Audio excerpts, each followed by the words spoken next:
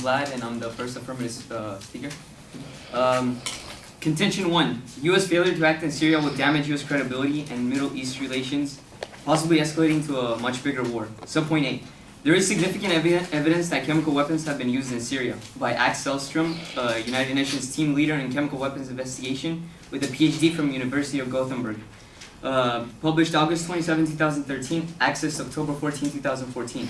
On the basis of the evidence obtained during the investigation of the Ghouta incident, the conclusion is that chemical weapons have been used in the ongoing conflict between the parties in the Syria Arab environment, also against civilians, including children, on a relatively large scale. In particular, the environment, chemical and medical samples we have collected provide clear and convincing evidence that surface-to-surface rockets containing the nerve agent sarin were used in Ain Tarma, Muadamiyah, and Zamalka in the Ghouta area of Damascus. Subpoint B. Syria has broken international law that bans the use of chemical weapons by Clegg Nick, British politician and former Deputy Prime Minister of the United Kingdom. Regional Business News, published August 29, 2013, accessed September 29, 2013. Chemical weapons have been outlawed for the best part of a century. Ever since the First World War, the world has agreed that these abhorrent weapons have no place on any battlefield. This is why the UK, along with the US, France, and others, made clear to the Syrian regime earlier this year that using chemical weapons is not a cost-free option. We therefore believe a strong response from the international community is now necessary.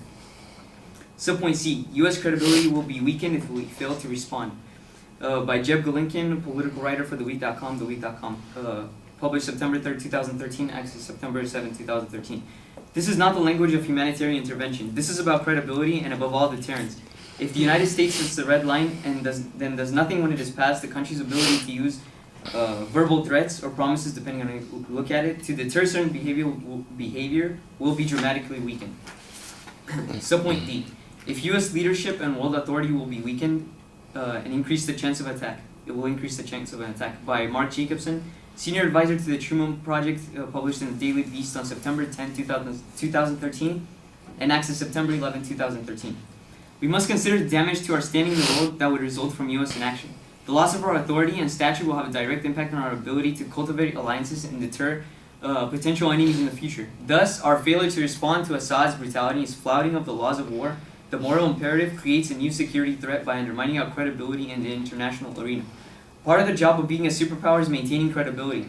It's the currency we use to influence, project power, and lead coalitions of other nations in programs that we believe are beneficial to our interests.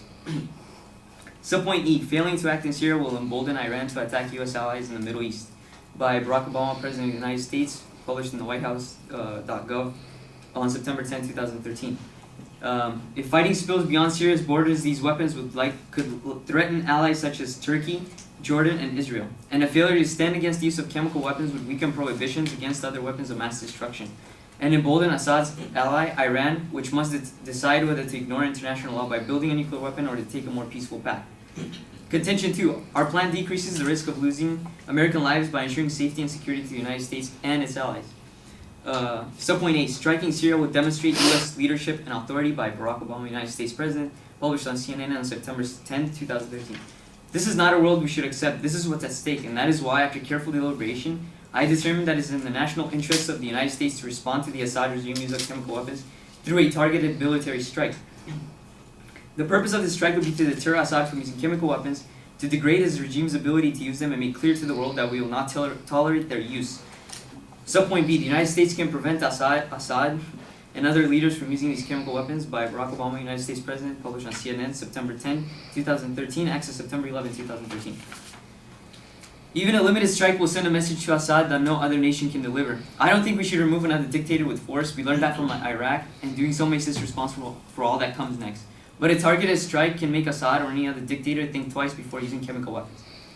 Subpoint C. Striking Syria will prevent other nations from using chemical weapons in the future. By Ezra Klein, columnist for the Washington Post, published in the Washington Post on September 10, 2013, and accessed September 30, 2013.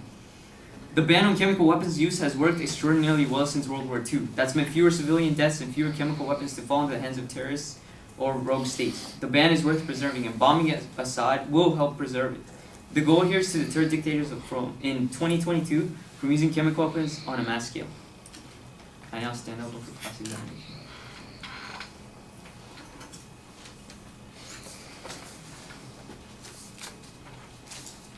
In your contention 2 subpoint C, you say bombing Assad is the way to help preserve the ban on chemical weapons, correct? Yes. Bombing Assad, that sounds pretty forceful, doesn't it? Yes. And then in your contention 2 subpoint B, you say we don't want to force another dictator because we know it comes next.